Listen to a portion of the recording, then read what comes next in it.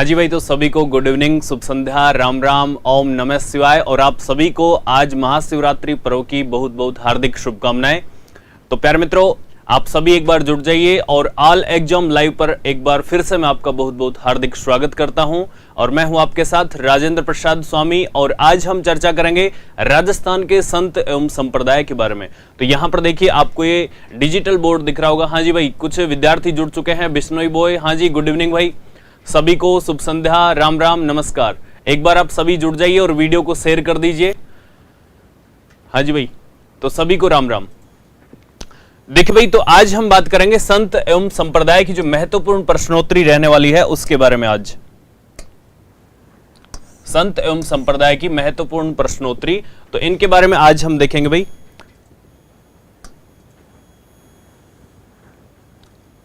देखिए भाई, सबसे पहले हम यहां पर एक अपना पहला प्रश्न लेते हैं। मेवाड़ में स्थित एकलिंग मंदिर किस संप्रदाय से संबंधित है? तो भाई अपना जो पहला क्वेश्चन है आज का यह है कि मेवाड़ में स्थित एकलिंग मंदिर किस संप्रदाय से संबंधित है। तो आज हम बात कर रहे हैं संत एवं संप्रदायों की।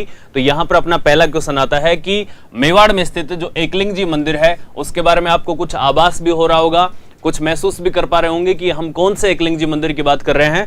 तो भाई ये मंदिर किस संप्रदाय से संबंधित है? तो आप बताइए, कापालिक, लकुलीस या नाथ या फिर सिद्ध संप्रदाय। एक बार जवाब दीजिए भाई, कौन से संप्रदाय से संबंधित है? दीपाराम जी भाटिया का आंसर आ रहा है लकुलीस संप्रदाय, या फिर इसे क्या कहा जाता है? पाशुपत संप्रदाय। हाँ जी भाई, और बताइए। देखिए आंसर आ रहे हैं बी, बिल्कुल भाई। देखिए लकुलीस संप्रदाय से आपका मेवाड़ में जो स्थित एकलिंग मंदिर है ये लकुलीस या पाशुपत संप्रदाय से संबंधित है। अब हम देखिए संत एवं संप्रदायों के बारे में कुछ बातें कर लेते हैं कि हम देखिए जो संप्रदाय हैं राजस्थान में, जो संप्रदाय हैं ये मुख्यतः दो भागों में बांटे गए हैं। कितने भागों में भाई? दो भागों में बांटे गए हैं। जो संप्रदाय होते हैं वो क्या होते हैं? हम देखिए इन प्रश्नों के माध्यम से 360 डिग्री का ज्ञान प्राप्त करेंगे। क्या करेंगे भाई? 360 डिग्री का ज्ञान प्राप्त करेंगे कि हम कापालिक के बारे में भी, नाथ के बारे में, सिद्ध के बारे में भी, और लकुलीस जो आंसर है उसके बारे में भी सभी हम चर्चाएं करेंगे यहाँ पर। तो आपको पूरा का पूरा जो चैप्टर है वो यहीं पर क्लियर हो जाएगा प्रश्नों के माध्यम से। तो देखिए भाई, संप्रदाय क्या होते हैं? संप्रदाय की यदि हम बात करें तो संप्रदाय होती है किसी संत की विचारधारा। क्या होती है? किसी संत की विचारधारा। तो हमारे यहाँ पर बहुत सारे संत हुए और उन्होंने अपने अपने विचारधारा के आधार पर अलग अलग संप्रदाय बना लिए। और सबसे महत्वपूर्ण यहाँ पर दो संप्रदाय हुए, जिनका एक का नाम है शैव संप्रदाय और एक का है वैष्णव संप्रदाय। तो भाई कौन कौन से संप्रदाय हुए? पहला है अपना शैव संप्रदाय, और यदि हम बात करें एक आता है दूसरा वैष्णव संप्रदाय। वैष्णव संप्रदाय। तो देखिए भाई, शैव संप्रदाय से मतलब आप समझ रहे होंगे कि देखिए यानी जो शिवजी की पूजा करते हैं, शिवजी के जो अवतार हैं उनकी पूजा करते हैं, वो क्या होता है भाई? शैव संप्रदाय से संबंधित होता है। वैष्णव संप्रदाय में क्या होगा कि जो विष्णु के अवतारों की पूजा करेंगे या फिर विष्णु की आराधना करेंगे, उसके रूप स्वरूपों की पूजा करेंगे, वो क्या कहलाता है भाई? वैष्णव संप्रदाय कहलाता है। शैव संप्रदाय में यदि बात करें तो यहाँ पर हमारे मुख्य संप्रदाय जो आते हैं, जो पहला जो अपना संप्रदाय आता है, देखिए यही आपको मिल जाता है। कौन सा भाई? लकुलीस संप्रदाय। कौन सा? लकुलीस संप्रदाय। और दूसरा यानी इसे पाशुपत भी कहा जाता है। दूसरे की यदि हम बात करें तो यह होता है अपने कापालिक संप्रदाय। कौन सा भाई? कापालिक संप्रदाय। ये तो इसके दो मुख्य संप्रदाय हैं। दीपाराम जी, हाँ जी, गुड इवनिंग। एक देखिए इसी में क्या होता है? लिंगायत संप्रदाय, और एक होता है कश्मीरी शैव संप्रदाय। हाँ भाई, कौन सा? कश्मीरी शैव, यानी शिवजी की पूजा करने वाले। और एक होता अपना इसी में यानी नाथ संप्रदाय। कई कई बार इसको नाथ को अलग भी उल्लेख किया जाता है, लेकिन वो शिवजी की पूजा करते हैं, लेकिन आदि योगी की पूजा करते हैं। तो ये होता है भाई अपना नाथ संप्रदाय। अब देखिए हम बात करते हैं लकुलीस या फिर जो अपना पाशुपत संप्रदाय है इसके बारे में। तो भाई ये जो लकुलीस संप्रदाय है, लकुलीस शिवजी का 28वां अवतार था। कौन सा भाई? 28वां अवतार था। लकुलीस कौन था? 28वां अवतार था शिवजी का, 28वां अवतार। और देखिए कितना अच्छा संयोग है कि आज महाशिवरात्रि है और आज हम शिवजी के बारे में बात कर रहे हैं। तो भाई एक बार सभी लाइव जुड़ जाएं और वीडियो को शेयर भी कर दीजिए और चैनल को सब्सक्राइब कर लीजिए आप। और हमारे साथ आप रोजाना शाम 6 बजे इसी वक्त जुड़ जाया करें, जिससे आपकी जो महत्वपूर्ण प्रश्नोत्तरी है और राजस्थान की कला संस्कृति बहुत समृद्ध तरीके से आपको यानी पढ़ाई यहां पर जाएगी। तो भाई देखिए हम बात कर रहे हैं लकुलिश संप्रदाय की। तो मैंने बताया कि लकुलिश कौन था, शिव जी का 28 अवतार था। इसमें क्या होता है लकुलिश संप्रदाय में कि इस प्रकार से देखिए इसका जो मंदिर बना हुआ है, ये भाई मैं लकुलिश संप्रदाय का मंदिर बना देता हूं। इसमें इसका जो मुख्य मंदिर है ये कहां पर है, यानी जाहिर सी बात है कि शैव संप्रदाय से है तो शिव जी की पूजा की जाती होगी। तो ये भाई चतुर्मुखी शिवलिंग है। कैसा शिवलिंग है, चतुर्मुखी शिवलिंग है। अब आप थोड़ा विचार करिए कि इसका मंदिर कहां पर है भाई, एक बार बताइए मंदिर कहां पर है। हाँ जी सुरेखा जी गुड इवनिंग। एक बार आप बताइए कि ये जो आपका लकुलिश संप्रदाय यानी जो मेवाड़ में है, ये मंदिर कहां पर स्थापित है, बताइए एक बार कमेंट करिए। मैं इसके बारे में इतने और कुछ बातें करता हूं। तो भाई इसका जो निर्माण है, आप तो ये बताइए कि ये मंदिर कहां पर है। निर्माण कौन करवाता भाई, बप्पा रावल करवाता है। कौन करवाता है, बप्पा रावल, या फिर जिसे कालभोज भी कहा जाता है। क्या कहा जाता है भाई, कालभोज। यहां पर भाई अपने कैसा शिवलिंग है ये, यानी चतुर्मुखी शिवलिंग, और ऐसा शिवलिंग एकमात्र है ये चतुर्मुखी शिवलिंग।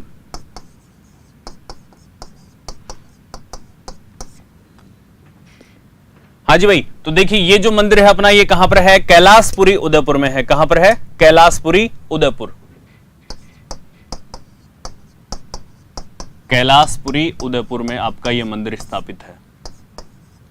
निर्माण किसने करवाया था इस मंदिर का, तो आपके बप्पा रावल ने करवाया था, जो कि प्रारंभिक शासक था, यानी जो आपके मेवाड़ की जो सिसोदिया शाखा थी, यानी ये जो आपका मेवाड़ में जो राजवंश था उसका जो वास्तविक संस्थापक माना जाता है वो बप्पा रावल को माना जाता है। गुहिल ने पहले स्थापना की थी, प्रथम पुरुष गुहिल है, लेकिन वास्तविक संस्थापक बप्पा रावल या फिर जिसे कालभोज कहा जाता है। इनके एक गुरु थे जिनका क्या नाम था, हारीत ऋषि। और हारीत ऋषि कौन से संप्रदाय से बिलोंग करते थे, तो भाई वो कापालिक यानी ये जो अपना लकुलिश संप्रदाय है, पाशुपत संप्रदाय है, इसी से अपने जो हारीत ऋषि थे वो बिलोंग करते थे। अब देखिए इस मंदिर के बारे में कुछ खास बातें कि यहां पर भाई इस मंदिर में यानी ये कौन है, यानी मेवाड़ जो राजवंश है आपका, मेवाड़ राजवंश के कुल देवता हैं। कौन है भाई, मेवाड़ राजवंश के कुल देवता।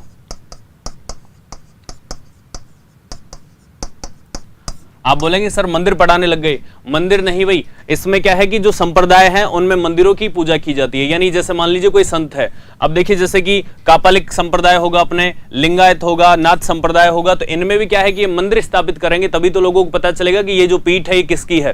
तो यहां पर देखिए मेवाड़ राजवंश के ये कुल देवता है। और मेला कहां लगता है, देखिए कितने बड़े सौभाग्य की बात है कि आज इनका मेला भी लग रहा है यहां पर। तो देखिए मेला कब लगता है भाई, आज कौन सी तिथि है एक बार कमेंट करके बताइए। यानी फाल्गुन कृष्ण त्रयोदशी महाशिवरात्रि जिस दिन आती है तो उस दिन यहां पर मेला लगता है। और यदि बात करें तो यहीं पर आपके क्या चढ़ता है भाई, एक हीरो का नाग चढ़ाया जाता है। किसके द्वारा, मेवाड़ जो राजवंश है उसके द्वारा आपके हीरो का नाग चढ़ाया जाता है। तो इस मंदिर में देखिए कुछ खास बातें। तो यहां पर जो मेले की बात करें तो भाई मेला आपका कब लगता है, यानी आज लग रहा है, तो फाल्गुन कृष्ण त्रयोदशी, फाल्गुन महीना चल रहा है ना अपने, फाल्गुन कृष्ण त्रयोदशी को आपका यहां पर मेला लगता है। और यहां पर क्या होता है भाई, हीरो का नाग चढ़ाया जाता है। क्या चढ़ाया जाता है, यानी चैत्र अमावस्या को एक रस्म खेली जाती है। यहां पर चैत्र अमावस्या को क्या किया जाता है भाई, यानी ध्वजा रस्म जिसे कहा जाता है। क्या कहा जाता है, ध्वजा रस्म। और ये ध्वजा रस्म चैत्र अमावस्या के दिन, और इसमें क्या होता है कि हीरो का नाग, हीरे जानते हो जैसे डायमंड, हीरो का नाग चढ़ाया जाता है। मेवाड़ राजवंश परिवार द्वारा नाग चढ़ाया जाता है। नाग का मतलब सांप, तो सांप किसके ऊपर चढ़ाया जाता है, यानी शिवलिंग को सर्प पसंद है इसलिए यहां पर नाग चढ़ाया जाता है भाई। तो हीरो का नाग चढ़ाया जाता है। तो ये देखिए अपने लकुलिश या पाशुपत संप्रदाय के बारे में हमने बात की। कापालिक जो संप्रदाय है इसके बारे में यदि बात करें कि ये जो साधु होते हैं भाई, इस मंदिर की खास बात क्या है कि यहां पर दिन में कई बार पूजा होती है। कितनी बार, यानी वो सारे दिन पूजा करने के लगे रहते हैं। इसके जो साधु होते हैं वो क्या करते हैं, यानी लकुलिश संप्रदाय वाले, वो भाई यानी अपने हाथ में बैंत रखते हैं। क्या रखते हैं, अपने हाथ में बैंत रखते हैं। अब यदि हम कापालिक की बात करें तो जो अपना कापालिक संप्रदाय है इसमें क्या होता है भाई कि देखिए कपाल क्या होता है, कापालिक। कापालिक शब्द किससे बना है, कपाल से बना है। और कपाल का मतलब जैसे सिर में जो कपाल है उसी को ये लोग धारण करते हैं, ये साधु। और क्या करते हैं, शमशान घाट में रहते हैं और क्या करते हैं, यानी बसम रमाते हैं। तो इस प्रकार से कापालिक संप्रदाय होगा। लिंगायत संप्रदाय जैसे कि कर्नाटक की तरफ चलता है। कश्मीरी शैव कहां पर चलते हैं भाई, यानी जो शिव का कश्मीर में रूप है, वहां पर कौन सा संप्रदाय है? काश्मीरी शैव संप्रदाय वहां पर पूजनीय है। नाथ संप्रदाय की बात करें तो इसके बारे में अभी धीरे धीरे आगे जैसे कुछ प्रश्न आएंगे तब बात करेंगे। इसकी स्थापना मत्स्येंद्र नाथ ने की थी, इतना हमें यहां पर ध्यान रखना है। तो भाई इसके बारे में नाथ और जो सिद्ध संप्रदाय है ये दोनों एक है। कापालिक के बारे में हमने जानकारी प्राप्त कर ली, स्क्रीनशॉट वगैरह लेना चाहो तो आप यहां से ले लो। एक बार हम यहां पर ये बात कर लेते हैं वैष्णव संप्रदाय की। हाँ भाई, वीडियो पसंद आ रहा है तो एक बार आप लाइक करें और कमेंट करके बताइए कि कैसा लग रहा है। देखिए, वैष्णव संप्रदाय की बात करें भाई तो वैष्णव संप्रदाय में भी अपने कुछ संप्रदाय हैं। जैसे कि हम बात करें, सबसे पहले एक होता है रामानुज संप्रदाय। कौन सा? रामानुज संप्रदाय।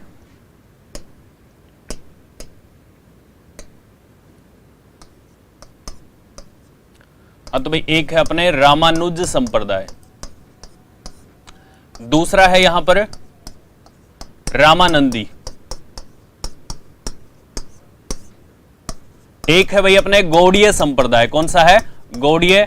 और एक है अपने वल्लभ संप्रदाय और एक है अपने निम्बार्क संप्रदाय। इनके बारे में जैसे प्रश्न आएंगे तब हम बातें करेंगे। तो एक है अपना निम्बार्क संप्रदाय। तो आज जितने भी संत और संप्रदाय हैं उनके बारे में सारी चर्चा यहां से हम कर लेंगे। तो भाई मेवाड़ में स्थित एकलिंग मंदिर किस संप्रदाय से संबंधित है? लकुलिश संप्रदाय से। आगे यदि हम बात करें तो देखिए भाई,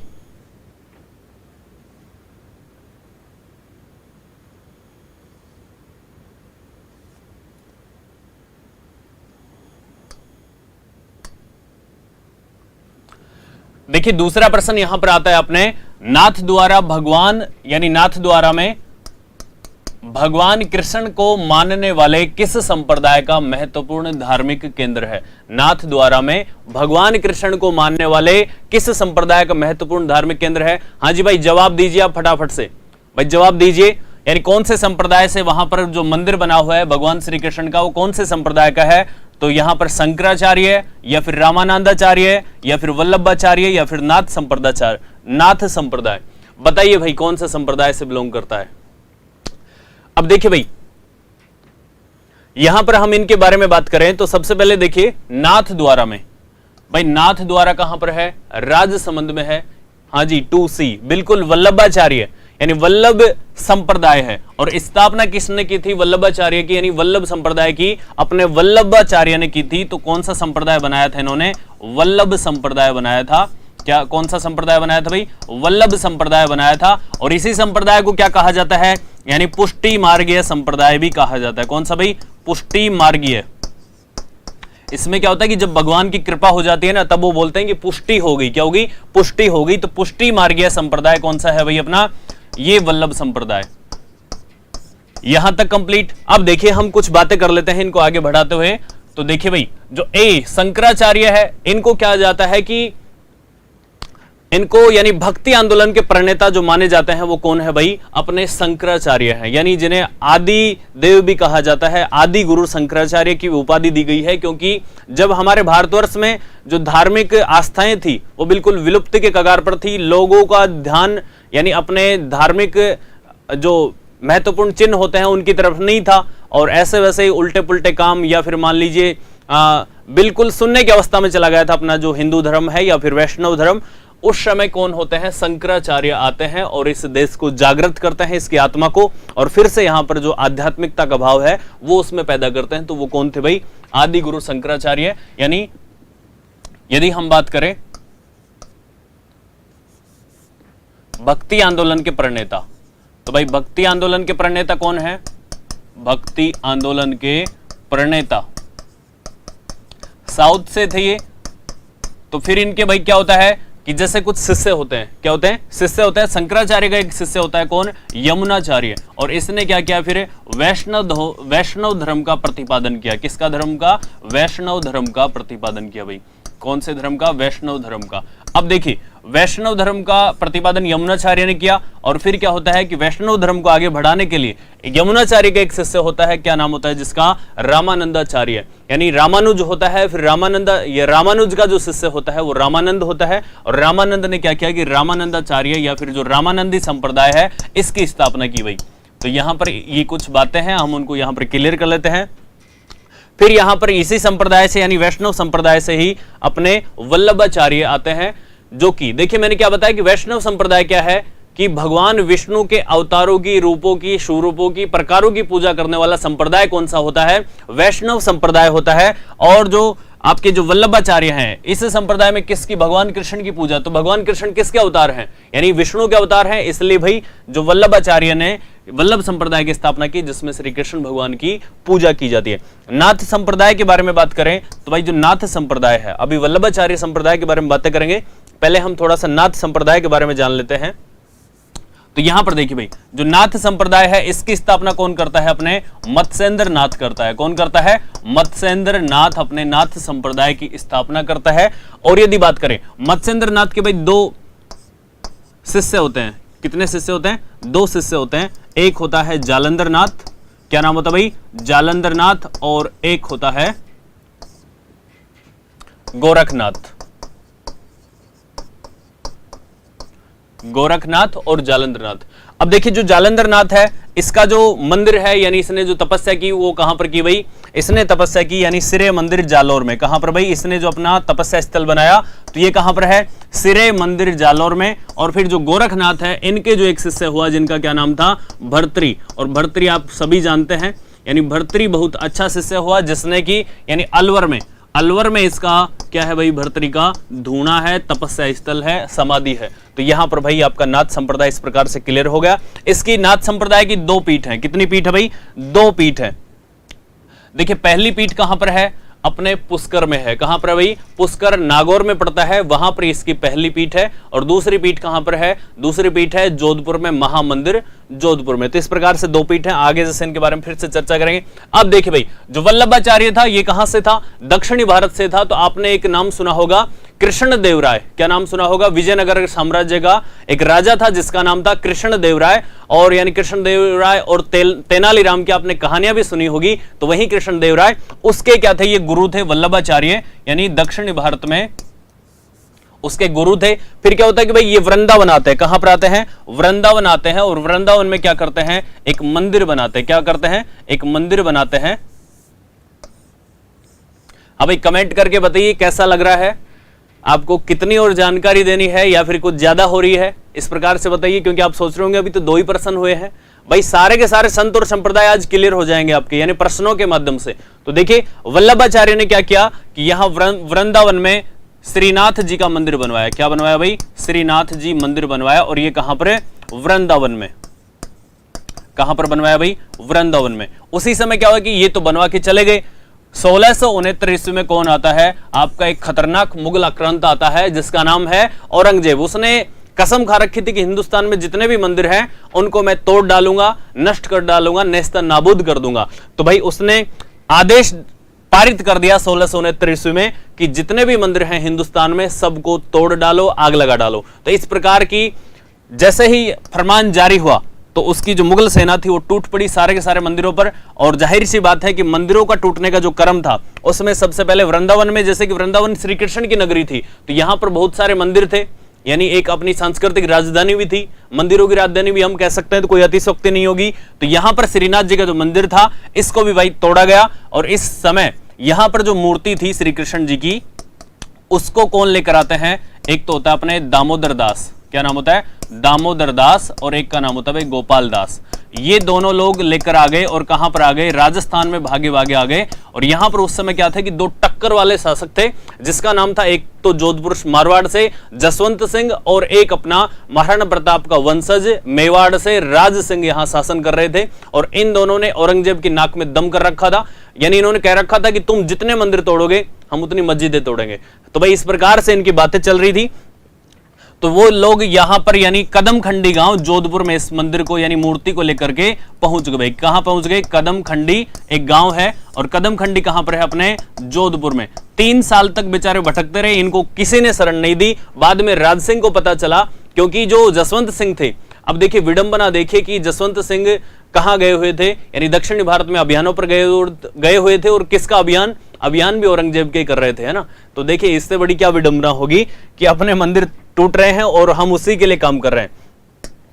तो भाई अब देखिए कदमखंडी गांव से फिर इनको राज सिंह बुलवाता है। कहां पर भाई? कदमखंडी गांव से इनको बुलवाता है, यानी यहां पर एक राजसमंद में एक सिहाड़ गांव है। कौन सा गांव है भाई? सिहाड़ गांव है। सिहाड़ गांव में इस मूर्ति को स्थापित करवाता है और फिर यहां पर क्या बन गया, यानी ये नाथ जी की मूर्ति थी, यानी श्री कृष्ण जी की, इसलिए ये नाथ द्वारा कहलाया। क्या कहलाया भाई? नाथ द्वारा कहलाया।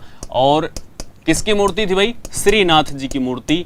और इस मंदिर की स्थापना कब हुई? अपने 1671 ईस्वी में अपने इस मंदिर की स्थापना हुई भाई यहां पर।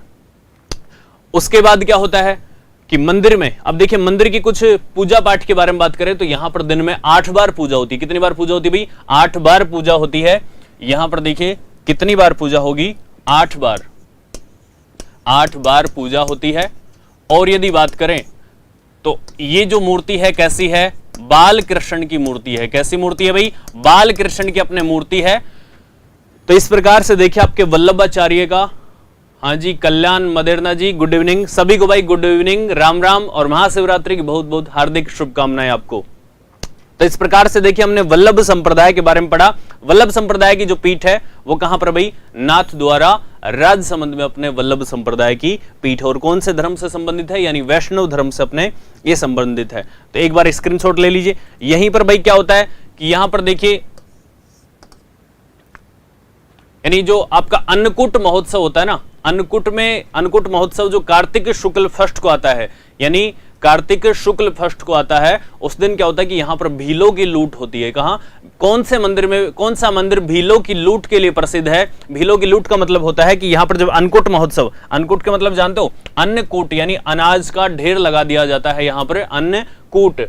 तो यहां पर देखिए इस प्रकार से एक कमरे में अनाज का ढेर लगा दिया जाता है और फिर यहां पर जो भील लोग हैं, यानी ये किसे मानते हैं? अपने श्रीनाथ जी को मानते हैं भील लोग। फिर ये आते हैं और यहां पर से जितना भी जो चावल का ढेर लगा हुआ होता है उसे ये लूट करके ले जाते हैं, जितने जिसको मिल गया, 1 मुट्ठी 2 मुट्ठी, तो ऐसा समझ लेते हैं कि हम धन्य हुए, भगवान का प्रसाद हमें मिल गया। तो इसे क्या कहा जाता है भाई? अन्नकूट महोत्सव को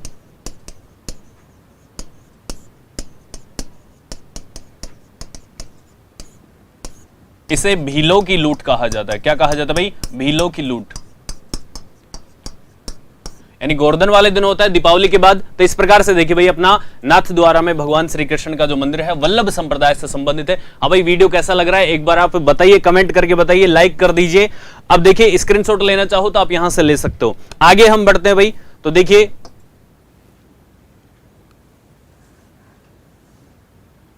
ये अपने कुछ मंदिर आ गए और इनको हम देखते हैं कि देखिए सूची फर्स्ट और सूची सेकंड को सुमेलित कीजिए और नीचे लिखे कोड की सहायता से सही उत्तर दीजिए। हाँ तो भाई एक बार इस प्रश्न को देखिए और बताइए कि कहां पर कौन कौन सा मंदिर है, फिर हम बात करते हैं कि कहां पर कौन कौन सा आपका मंदिर स्थापित है। बताइए भाई फटाफट बताइए।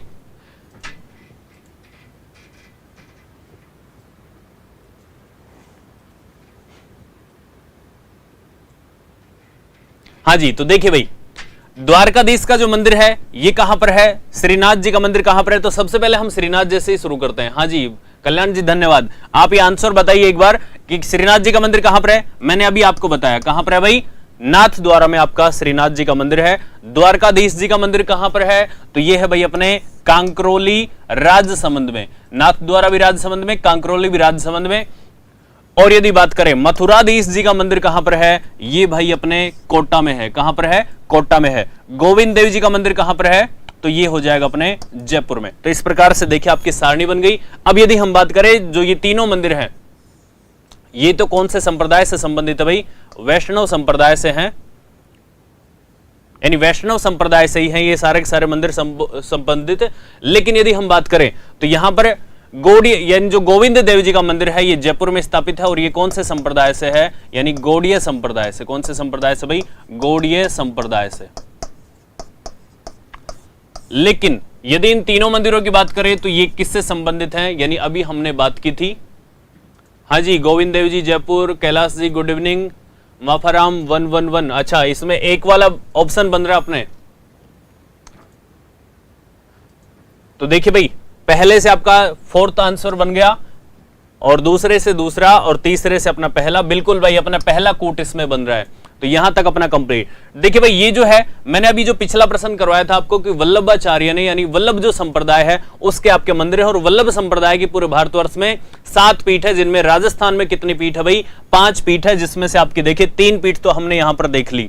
कौन कौन सी? द्वारकाधीश, श्रीनाथ जी और मथुराधीश के बारे में तो हमने बातें कर ली, और धीरे धीरे हम और आगे बातें करेंगे। तो भाई कहां पर हो गया? यानी ये किससे संबंधित है? यानी वल्लभ संप्रदाय से अपने ये मंदिर संबंधित है, वल्लभ संप्रदाय। अब भाई वीडियो कैसा लग रहा है एक बार कमेंट करके बताइए।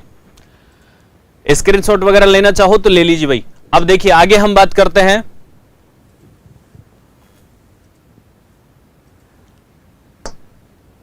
बताइए भाई, इसका आंसर बताइए कि रामस्नेही संप्रदाय की प्रधान पीठ कहां पर है? फटाफट बताइए भाई, रामस्नेही संप्रदाय की प्रधान पीठ कहां पर है? तो बताइए एक बार फटाफट बताइए। भीलवाड़ा, शाहपुरा, सलेमाबाद या फिर समराधल धोरा, कहां पर अपने रामस्नेही संप्रदाय की मुख्य पीठ स्थापित है? तो फटाफट से एक बार इस आंसर का यानी क्वेश्चन का जवाब दीजिए भाई। रामस्नेही संप्रदाय, तो देखिए सबसे पहले हम इतने बात करते हैं रामस्नेही संप्रदाय के बारे में। तो भाई जो रामस्नेही संप्रदाय है, इसका ये जो मंदिर होता है ये क्या कहलाता है भाई? राम द्वारा कहलाता है। क्या कहलाता है? राम द्वारा कहलाता है। आप एक बार जवाब दीजिए कि इसकी पीठ कहां पर है?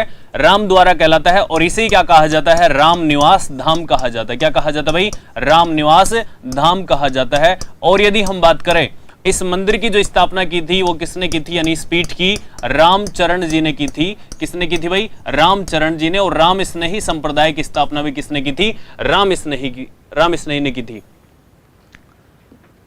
हाँ जी, माफाराम जी 4th में बी, सुरेखा जी बी, माफाराम। हाँ जी बिल्कुल भाई, रामस्नेही संप्रदाय की जो प्रधान पीठ है वो कहां पर है? तो अपने शाहपुरा, और फिर आता है अपना भीलवाड़ा। क्या था भाई? शाहपुरा, भीलवाड़ा। अब देखिए उसने एग्जामिनर ने क्या किया, क्या करता है कि भीलवाड़ा ऑप्शन को आपके पहले ऑप्शन पे डालता है। कितने? कविता जी बी, सभी के आंसर बी आ रहे भाई, धन्यवाद, बहुत अच्छा। तो भाई शाहपुरा, भीलवाड़ा, अपने को क्या है कि जैसे भीलवाड़ा याद रहेगा तो भीलवाड़ा को याद ना रख के कहां याद रखना है? रामस्नेही संप्रदाय को शाहपुरा भीलवाड़ा में याद रखना है। तो भाई शाहपुरा भीलवाड़ा में इसकी पीठ स्थापित है। कहां पर स्थापित है भाई? शाहपुरा भीलवाड़ा।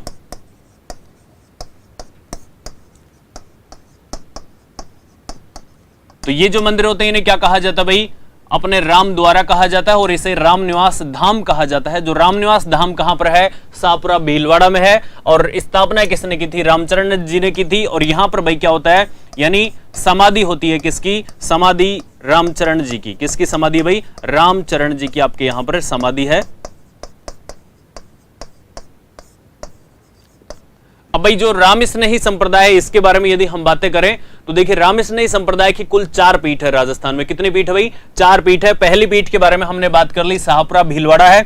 दूसरी पीठ के बारे में यदि हम बात करें तो भाई ये अपने पीठ है, दूसरी पीठ जो है ये है रैण। और रैण कहां पर है भाई? मेड़ता नागौर में। कहां पर है भाई? मेड़ता नागौर में दूसरी पीठ है रामस्नेही संप्रदाय की। और इसकी स्थापना कौन करता है भाई? अपने दरियाव जी करता है। कौन करता है? दरियाव जी। इसलिए इस शाखा को क्या कहा जाता है? दरिया शाखा भी कहा जाता है। क्या कहा जाता है भाई? दरिया शाखा भी कहा जाता है। और रैण शाखा की मुख्य बात क्या है? यानी कौन से संत ने यानी राम नाम का जो मोक्ष प्राप्ति का साधन बताया वो क्या नाम बताया? राम नाम बताया। तो जो दरियाव जी थे इन्होंने मोक्ष प्राप्ति का जो साधन बताया भाई, मोक्ष प्राप्ति का साधन।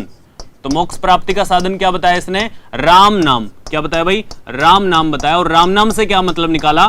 बताइए भाई। रा से हो जाएगा अपना राम, और मैं से यानी मुसलमानों दोनों को, हिंदू और मुसलमान दोनों को संबोधित करके कहा कि आप राम का नाम लीजिए, और मुस्लिम लोगों आप मोहम्मद का नाम लीजिए, दोनों की जिंदगी पार हो जाएगी। तो इस प्रकार से इन्होंने, दरियाव जी ने एक नई परिभाषा परिभाषित की। तो भाई ये क्या है? मोहम्मद। अब देखिए ये दूसरी शाखा होगी आपकी रैण की यानी नागौर की। तीसरी शाखा की यदि हम बात करें तो ये है भाई अपने सिंघथल बीकानेर की। कहां की? सिंघथल बीकानेर। और सिंघथल बीकानेर शाखा का जो स्थापक है वो कौन है भाई? हरिराम दास जी। क्या नाम है? हरिराम दास जी। हरिराम दास जी। अब एक शाखा और बची अपनी, कौन सी? खेड़ापा शाखा। कौन सी भाई? खेड़ापा शाखा। और खेड़ापा कहां पर है? जोधपुर में है। और इसकी स्थापना कौन करता है? यहां पर हरिराम दास जी ने बीकानेर में की थी। और यदि हम बात करें तो इसकी स्थापना कौन करता है भाई? हरि को हटा दो और यहां पर बचा हुआ कौन है? यानी रामदास जी। रामदास जी। तो भाई इस प्रकार से देखिए अपने ये रामस्नेही संप्रदाय की जो मुख्य पीठ है वो कंप्लीट हुई। भीलवाड़ा यानी सलेमाबाद में किसकी शाखा है, यानी एक अपना संप्रदाय है निम्बार्क संप्रदाय। कौन सा भाई, वैष्णव धर्म का एक संप्रदाय है निम्बार्क संप्रदाय। और रामस्नेही संप्रदाय कैसा भाई, निर्गुण संप्रदाय है। कैसा, निर्गुण भक्ति वाले संत है ये, यानी मूर्ति पूजा के विरोधी होते हैं। सबसे पहले यदि हम बात करें तो जो हाजी खेड़ापा जोधपुर, सुरेखा जी खेड़ापा, देखिए निर्गुण संप्रदाय यानी निर्गुण भक्ति, यानी जैसे हमने शुरू में पढ़ा कि संत एवं संप्रदाय, तो संत कितने प्रकार के होते हैं, दो प्रकार के संत होते हैं, और उनके जो संप्रदाय होते हैं वो भी दो प्रकार के होते हैं, शैव और वैष्णव।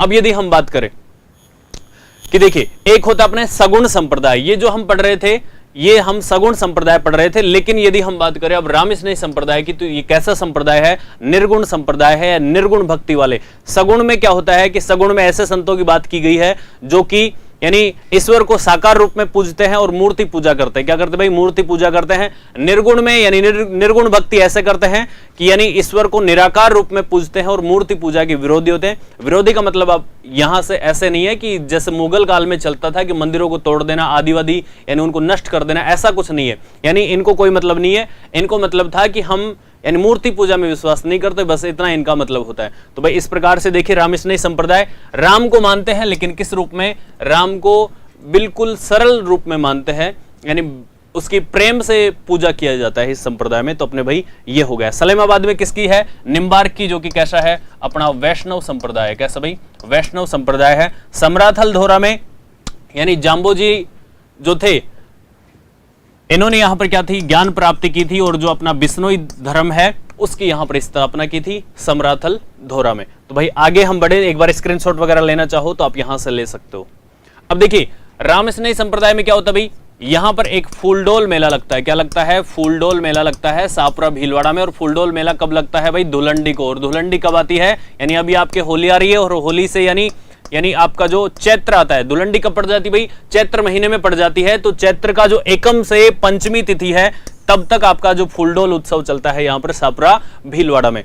स्क्रीनशॉट ले लीजिए भाई एक बार, आगे बढ़ते हैं। फिर देखिए ज्यादातर आपके जो प्रश्न हैं आपके कंप्लीट हो चुके हैं, और अब हम देखते हैं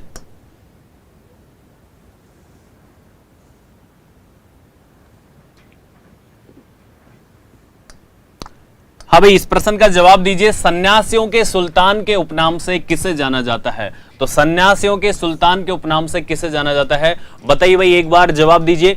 एक है अपने ख्वाजा मोइनुद्दीन चिश्ती, और एक है पीर हाजी निजामुद्दीन और हमीद उद्दीन नागौरी, यानी हमुद्दीन, यानी हम इसे किस प्रकार से पढ़ सकते हैं, हमीदुद्दीन नागौरी भी पढ़ सकते हैं, और गुलहाम खां। तो बताइए भाई इनमें से कौन सा यानी सन्यासियों के सुल्तान के उपनाम से जाने जाते हैं, बताइए भाई। देखिए अब हम इतने बात कर लेते हैं ख्वाजा मोइनुद्दीन चिश्ती की।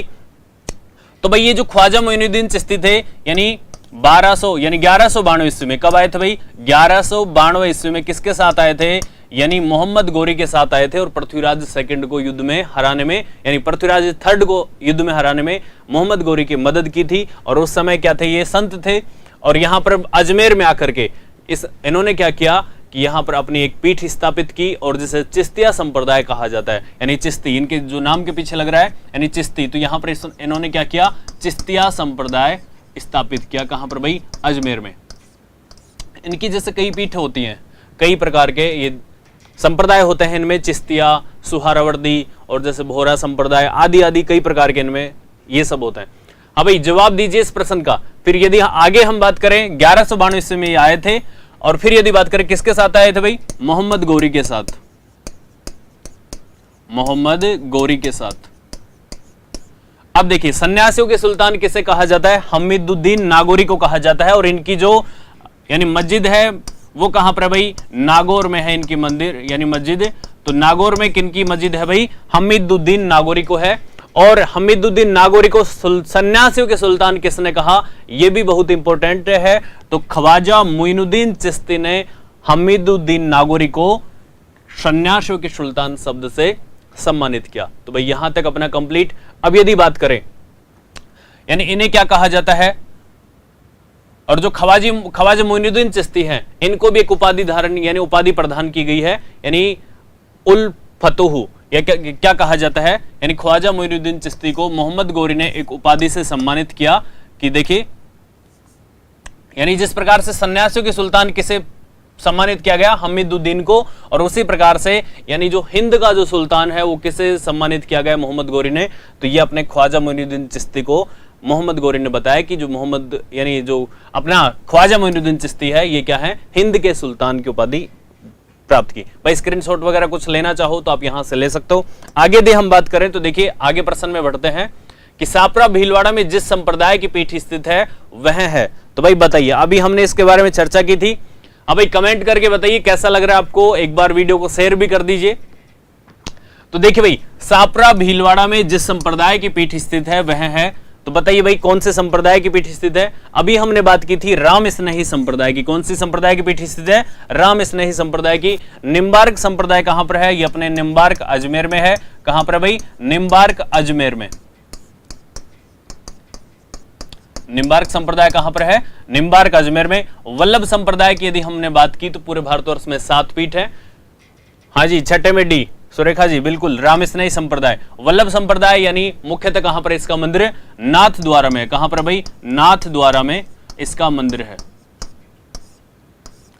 दादू संप्रदाय के जो मुख्य पीठ है, दादू संप्रदाय की मुख्य पीठ कहां पर है भाई? दादू संप्रदाय के अपने नारायणा जयपुर में है। कहां पर है? नारायणा, या फिर इसे नरैना भी बोलते हैं। क्या बोलते हैं भाई? नरैना। तो ये अपने किसकी पीठ है भाई? दादू संप्रदाय की। हाँ जी कविता जी, रामस्नेही संप्रदाय बिल्कुल। अब देखिए हम दादू संप्रदाय की बात करें क्योंकि अपने आगे जो प्रश्न आएंगे उनमें दादू भी सम्मिलित होंगे।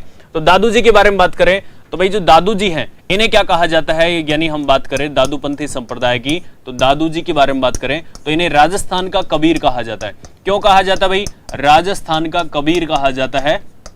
और इनका जो जन्म हुआ था, जन्म कहां हुआ था भाई? अहमदाबाद में हुआ था। कहां पर हुआ था भाई? अहमदाबाद में हुआ था। साबरमती नदी में ये तैरते हुए मिले थे। कैसे मिले थे?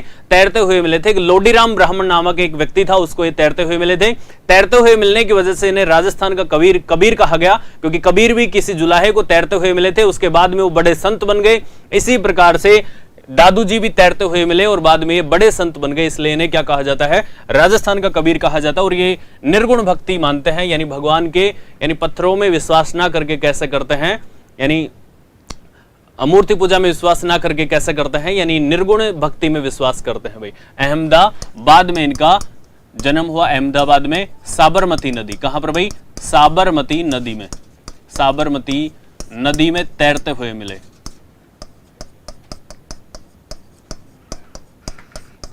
कैसे मिले भाई? साबरमती नदी में ये आपके तैरते हुए मिले।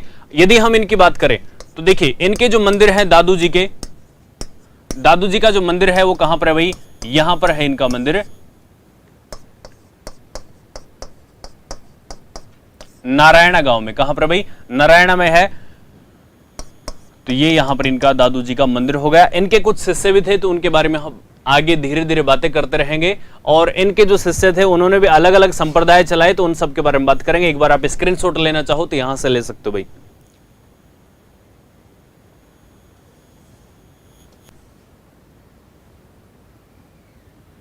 अब देखिए भाई, वही प्रश्न आ गया कि निम्नलिखित में से कौन सा दादूपंथी संप्रदाय नहीं है?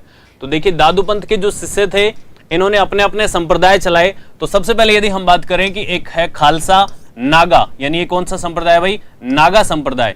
और एक है खाकी और एक है चंडाल। तो बताइए भाई कौन से यानी कौन सा जो संप्रदाय है ये दादूपंथ से संबंधित नहीं है? एक बार कमेंट करके बताइए फटाफट भाई कौन सा संप्रदाय नहीं है दादूपंथ से संबंधित। अब पहले हम बात कर लेते हैं खालसा संप्रदाय की। तो जो खालसा है इसको जो दादू जी के पुत्र थे जिनका नाम था मिस्किन दास। क्या नाम था भाई? मिस्किन दास। तो मिस्किन दास सॉरी गरीब दास, यानी जो खालसा संप्रदाय था ये गरीब दास जी द्वारा संचालित था, यानी गरीब दास ने इसकी स्थापना की थी। नागा जो अपना संप्रदाय है इसकी स्थापना किसने की थी भाई? सुंदर दास ने। किसने की थी? सुंदर दास ने इसकी स्थापना की थी।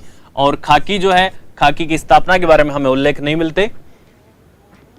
हाँ जी 7 में डी बिल्कुल सुरेखा जी, चंडाल। तो ये चंडाल यानी ऐसा कोई संप्रदाय नहीं है कि चंडाल संप्रदाय। ये तीनों संप्रदाय किससे संबंधित है भाई? अपने दादूपंथी संप्रदाय से संबंधित है। आगे यदि हम प्रश्नों की बात करें तो देखिए आगे बढ़ते हैं।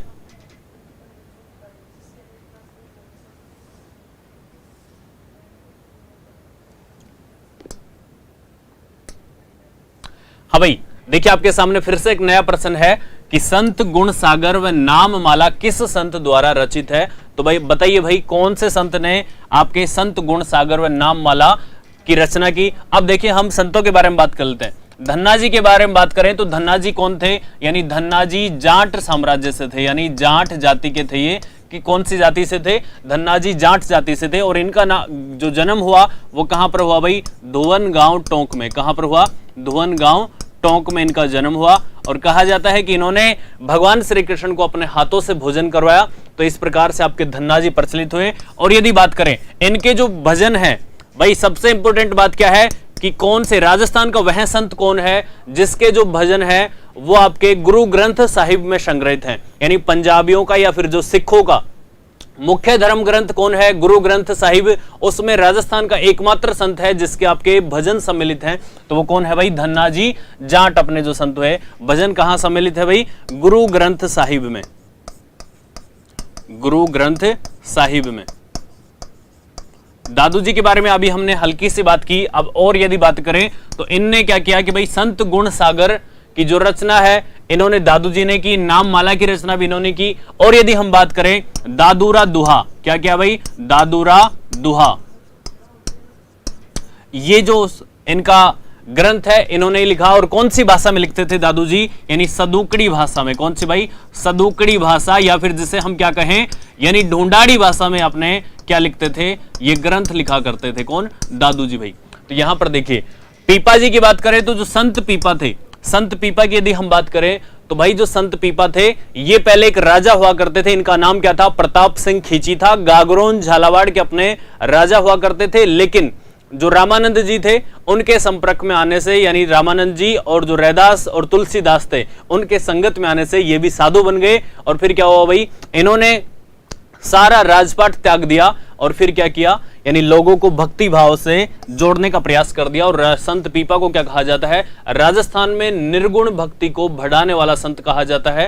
यानी सबसे पहले जो राजस्थान में अलख जगाई निर्गुण भक्ति की, वो कौन से संत थे, अपने संत पीपा जी थे। तो पीपा जी के बारे में यदि थोड़ी सी बातें करें भाई तो देखिए संत पीपा कहां थे, यानी गागरोन के शासक थे, गागरोन के शासक, गागरोन के शासक थे अपने। और मंदिर कहां पर भाई इनका मंदिर है समदड़ी बाड़मेर में। संत पीपा का मंदिर कहां पर है, समदड़ी बाड़मेर में इनका मंदिर है।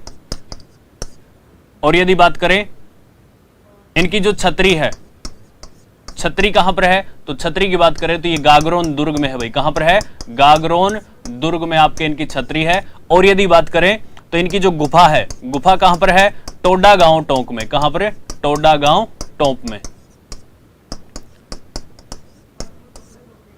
अब देखिए जो दादू जी है, दादू जी की जो गुफा है ये कहां पर है भाई, भैराणा। तो भैराणा कहां पर है, यानी भैराणा नारायणा में, नारायणा में इनकी गुफा है। यानी भैराणा की गुफा जिसे कहा जाता है, भैराणा की गुफा आपके कहा जाता है भाई, नारायणा जयपुर में। अब देखिए यहां तक हमने बातें की। हाँ भाई कमेंट करके बताइए कैसा लग रहा है, और कुछ आपके जो प्रश्न हो आप वो भी पूछ सकते हैं। मीरा के बारे में यदि हम बात करें तो भाई देखिए मीराबाई का जो जन्म हुआ था ये कहां पर हुआ था, कुड़की गांव पाली में हुआ था। कहां हुआ था, कुड़की गांव पाली में। देखिए सारे के सारे आपके संत और संप्रदाय यहां आज कंप्लीट हो जाएंगे। तो मीराबाई का जो जन्म हुआ था कहां हुआ था भाई, कुड़की गांव पाली में। और इनके जो पिता थे, पिता का नाम क्या था भाई, पिता का नाम था रतन सिंह। कुड़की गांव कहां पड़ता भाई, पाली में पड़ता है, जहां मीरागढ़ दुर्ग है। पहले तो उस दुर्ग का नाम कुछ अलग था, लेकिन मीरा पैदा हुई इसलिए उस दुर्ग का नाम क्या कर दिया गया, मीरागढ़ आपके उस दुर्ग का नाम कर दिया गया। यदि हम और बात करें मीराबाई के बारे में तो मीराबाई के जो पिता का नाम था क्या था भाई, रतन सिंह इनका नाम था। और रतन सिंह कहां के शासक थे, यानी बाजोली। बाजोली कहां है, नागौर में। तो भाई नागौर के, ये बाजोली नागौर के जमींदार थे, बाजोली नागौर के जमींदार, यानी हम इन्हें सामंत कह सकते हैं, जमींदार को सामंत। हाँ जी कविता जी धन्यवाद। और इनके दादा का नाम क्या था भाई, दादा का नाम था इनके राव दूदा। क्या नाम था भाई, राव दूदा इनके दादा का नाम था। अब देखिए मीराबाई की शादी किसके साथ हुई? मीराबाई की शादी हो जाती है भाई भोजराज के साथ। किसके साथ? भोजराज के साथ। और भोजराज कौन होता है? महाराणा सांगा का एक ज्येष्ठ पुत्र होता है, यानी बड़ा पुत्र भोजराज, उसके साथ इसकी शादी हो जाती है। 5-6 साल इनकी शादी चलती है और उसके बाद भोजराज की मृत्यु हो जाती है। और ये फिर जो मीराबाई पहले से विरक्त थी, यानी सामाजिक जीवन में इनका पहले से मन नहीं था, यानी भगवान श्री कृष्ण की पूजा में विलीन थी।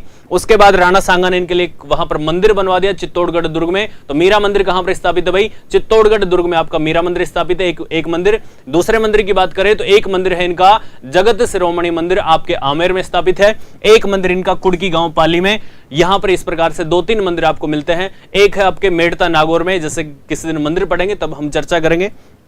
तो यहां हमने छोटी सी बातें की। तो भाई मीराबाई के बारे में आपने ये जाना। अब देखिए मीराबाई ने कुछ ग्रंथ लिखे, तो मीराबाई ने भी कुछ ग्रंथ लिखे जिनके यदि हम बात करें तो देखिए नरसी मेहतारी हुंडी। क्या लिखी भाई मीराबाई ने? नरसी मेहतारी हुंडी, ये इनका ग्रंथ था।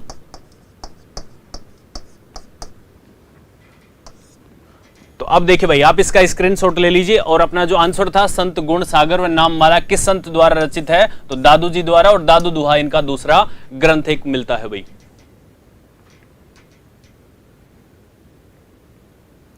अब देखिए भाई आगे के हम प्रश्न की तरफ बढ़े तो देखिए निम्नलिखित संतों में से किसने अपने लेखन में मेवाती बोली का प्रयोग नहीं किया? तो भाई देखिए जो लालदास जी थे इन्होंने कौन से संप्रदाय की स्थापना की? तो अपने लालदासी संप्रदाय की स्थापना की। कौन से संप्रदाय की? लालदासी संप्रदाय की स्थापना की। चरणदास ने, यानी आपको नाम से पता चल रहा है, चरणदासी संप्रदाय की स्थापना की। और ऐसा कौन सा संत है जिसने, यानी देखिए भाई चरणदासी, और ऐसा कौन सा संत है कि जिसने नादिर शाह के आक्रमण की पहले से ही भविष्यवाणी कर दी थी? तो वो अपना चरणदास जी थे। और इनकी जो मुख्य पीठ है वो कहां पर है? दिल्ली में है। सुंदरदास जी है और इन्होंने क्या किया भाई? नागा शाखा, यानी नागा शाखा दादू पंथ की, उसका आपका निर्माण किया। अब देखिए नागा शाखा कहां? यानी आपके जयपुर में है। दादू जी कहां से थे? अपने अहमदाबाद से थे, लेकिन उनकी जो मुख्य पीठ कहां है? नारायण जयपुर में। इसलिए जो सुंदरदास जी उनका चेला था या फिर इनका जो शिष्य था, ये अपनी जो नागा शाखा की स्थापना कहां करेगा भाई? जयपुर में करेगा। तो जाहिर सी बात है कि मेवात के जो संत हुए ये सुंदरदास जी तो नहीं है, सहजोबाई है। सहजोबाई किसकी शिष्या थी? चरणदास जी की। तो भाई देखिए कौन सा आंसर हो जाएगा अपना? सुंदरदास जी अपना आंसर हो जाएगा कि मेवाती बोली का इन्होंने प्रयोग नहीं किया। बाकी लालदास जी, चरणदास जी और सहजोबाई ने क्या किया कि अपने जो ग्रंथ लिखे इनमें क्या किया कि सहजोबाई का जो ग्रंथ था ये था एक सहज प्रकाश। क्या था भाई? सहज प्रकाश। और सहजोबाई को क्या कहा जाता है? मत्स्य संघ की मीरा कहा जाता है। क्या कहा जाता है भाई? मत्स्य संघ की मीरा। और वागड़ की मीरा कौन है? वागड़ की मीरा है भाई अपने गौरीबाई। वागड़ की मीरा, एक गरीब ब्राह्मण परिवार में इनका जन्म हुआ वागड़ की मीरा का, जिसका नाम है गौरीबाई। और फिर इनकी अल्पायु में ही, यानी 22-23 की उम्र में इनके जो पति थे उनकी मृत्यु हो जाती है। और फिर यानी मीराबाई की तरह भगवान श्री कृष्ण को अपना पति मान करके पूजा करती है, इसलिए इसे गौरीबाई को वागड़ की मीरा कहा जाता है। सहजोबाई को मत्स्य संघ की मीरा कहा जाता है। सहज प्रकाश और 16 तिथि आपके जो ग्रंथ है वो किसके हैं भाई? ये ग्रंथ है अपने सहजोबाई के। तो भाई इस प्रकार से देखिए स्क्रीनशॉट वगैरह लेना चाहो तो आप ले लीजिए भाई। आगे हम चर्चा करते हैं, दूसरे प्रश्न की तरफ बढ़ते हैं। तो यहां पर हमारे स्क्रीन के सामने एक प्रश्न आ रहा है भाई कि आलवार संत, यानी अलवार संत या फिर इन्हें आलवार भी बोला जाता है, आलवार संत किस भक्ति धारा के संत थे? अब भाई बात करें तो यहां पर आप एक चीज को ध्यान रखना कि भगवान शिवजी और भगवान विष्णु, यानी भगवान श्री शिवजी और भगवान विष्णु, इन दोनों में यदि हम बात करें तो देखिए जो शिवजी है वो क्या करते हैं कि हमेशा अपनी जो तीसरी आंख है उसके बारे में आपने सुना होगा कि हमेशा अपनी तीसरा नयन खोल लेंगे तो पूरी पृथ्वी नष्ट हो जाएगी। इस बारे में आपने बातें सुनी होंगी। तो भाई सबसे पहले बात करें तो यहाँ पर हमारे 2 संप्रदाय संचालित हैं। कहाँ पर? ये संप्रदाय कहाँ के हैं? अलवार और नयनार। अब भाई ये कहाँ के हैं? साउथ के, यानी दक्षिणी भारत के हैं। और नयनार से मतलब क्या समझिए आप कि भगवान श्री, यानी भगवान शिवजी। क्या समझे? भगवान शिवजी समझे। क्यों समझे? क्योंकि इस प्रकार से आपको याद रखना है कि भगवान शिव ने यदि अपने नयन खोल लिए तो क्या हो जाएगा? इस धरती पर प्रलय आ जाएगी। इसलिए क्या करना भाई? नयनार से अपने को एक याद रखना है, कौन सा शब्द? शिवजी। बाकी जो बचा हुआ शब्द है, यानी वहां पर भी 2 ही संप्रदाय हैं, तो वैष्णव और अलवार। तो भाई अलवार जो संत थे वो कौन सी भक्ति से थे, अपने वैष्णव संप्रदाय से संबंधित थे। यहां तक कंप्लीट। नयन यानी आप याद रखिए भगवान शिव के तीसरे नयन खुल गए तो नयनार संत बन जाएंगे, है ना। तो इस प्रकार से देखिए भाई, अब हम आगे बढ़ते हैं तो एक अपना प्रश्न लेते हैं।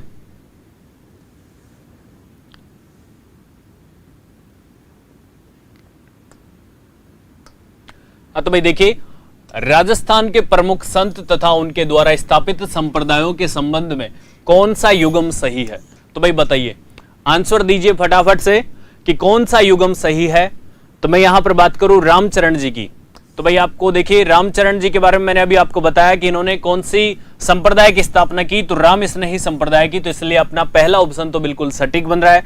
लालगिरी जी यानी स्वामी लालगिरी जी, तो इन्होंने अलखिया संप्रदाय, तो अलखिया संप्रदाय कहां पर प्रचलित है भाई, अपने बीकानेर में प्रचलित है। कहां पर प्रचलित है, बीकानेर में आपके अलखिया संप्रदाय प्रचलित है। यदि हम बात करें हरिदास जी, और इन्होंने कौन से संप्रदाय की स्थापना की, निरंजनी संप्रदाय या फिर इसे हरिदासी संप्रदाय भी कहा जाता है।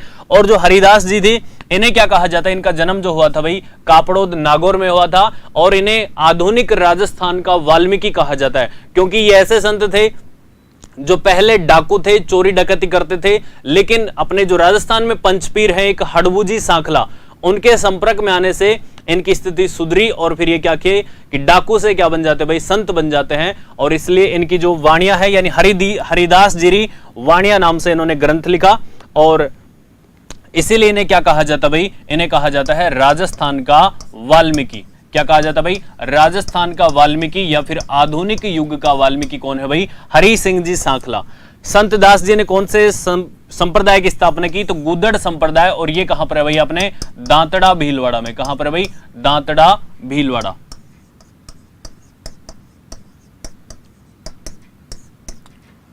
तो भाई इस प्रकार से देखिए आपके सारे के सारे युगम सही हैं। तो हम यहां पर कौन सा ऑप्शन क्लिक कर लेते हैं, यानी चौथा ऑप्शन क्लिक कर लेते हैं, ABCD आपके बिल्कुल सही है। अब भाई स्क्रीनशॉट ले लीजिए, आगे हम बढ़े तो देखिए हमारे सामने एक और सवाल आता है कि प्रसिद्ध बेणेश्वर धाम कहां स्थित है। अब देखिए भाई, प्रसिद्ध बेणेश्वर धाम कहां स्थित है, तो इसके बारे में यदि हम बात करें तो यह है अपना कौन से गांव में, एक बार जवाब दीजिए भाई, कौन से गांव में स्थापित है अपना बेणेश्वर धाम। सबसे पहले मैं यहां पर आपको बेणेश्वर धाम के बारे में बता देता हूं कि देखिए यहां पर विश्व का एकमात्र मंदिर है जिसमें खंडित शिवलिंग की पूजा होती है। क्या होती है भाई, खंडित शिवलिंग की पूजा होती है बेणेश्वर धाम में। और अब आप समझ गए होंगे कि बेणेश्वर धाम कहां पर है, यानी नवाटापुरा गांव डूंगरपुर में आपका बेणेश्वर धाम है। इस धाम की स्थापना कौन करता है भाई, यानी ये क्या हो गया आपका खंडित शिवलिंग हो गया, खंडित शिवलिंग। और इस बेणेश्वर धाम की स्थापना करते हैं अपने संत मावजी। और संत मावजी कौन है भाई, संत मावजी हैं अपने निष्कलंक संप्रदाय के जनक या संस्थापक, जिन्हें कृष्ण जी की जो निष्कलंक अवतार माना जाता है, यानी संत मावजी को क्या माना जाता है, कृष्ण जी का निष्कलंक अवतार माना जाता है। तो भाई ये अपने संत मावजी ने इस बेणेश्वर धाम की यहां पर स्थापना की। अब देखिए जो बेणेश्वर धाम है ये क्या है भाई, आदिवासियों का कुंभ कहा जाता है। सोम माही जाखम नदियों के संगम पर आपका बेणेश्वर धाम स्थापित है। तो देखिए सोम माही और जाखम, सोम माही जाखम नदियों के संगम पर आपका बेणेश्वर धाम स्थापित है, और इसे आदिवासियों का कुंभ कहा जाता है। क्या कहा जाता है भाई, आदिवासियों का कुंभ।